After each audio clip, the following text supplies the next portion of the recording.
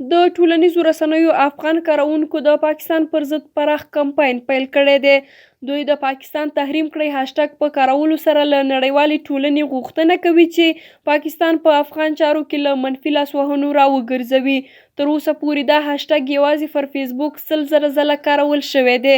په افغانستان کې دننه او د کرښې پورې غاړې ته میشتو افغانانو د افغانستان د اوسني بحران لامل پاکستان بللې او زیاته کړې ده چې دې هیواد نه یوازې ترهګرو ته پټنځایونه ورکړي بلکې په دې وروستیو کې له دغه هیواد څخه په زرګونو ترهګر د جهاد په نوم افغان جګړې ته راستول کیږي.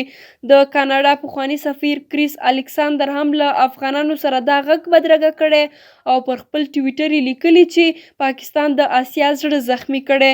په ورته وخت کې ځینو افغانانو په لندن کې د پاکستان ضد کمپاین پیل کړی او پاکستانیانو ته یې ویلي چې تاسو تروریستان یې، بې ګناه افغانان وژنئ او مسلمانان هم نه یې. د یادونې ده چې د سانکشن اصطلاح د بندیز یا بندیزونه معنا ورکوي، خو ډیری وخت چې په نړیواله کچه د دولتونو ترمنځ په اړیکو دا بحث راپورته کیږي نو بیا څو یا د نړۍ ډیره برخه هیوادونه او نړیوالې ټولنې د یو سرزوري هیواد په مقابل کې په اقتصادي بندیزونو ډیر تاکید او فوکس کوي. دا کمپاین داسې مهال پیل شو چې په دې وروستیو کې د افغان چارواکو په وینا پاکستان 600 پاکستاني پوځیان او نور افغان طالبان د جګړې لپاره له پولې راړولي دي. طالبانو هم په دې وروستیو کې د هیواد په ډیری ولایتونو کې جګړو ته زور ورکړی او په دغه جګړو کې دواړو لورو او عامو خلکو ته ډیر تلفات رسیدلي دي.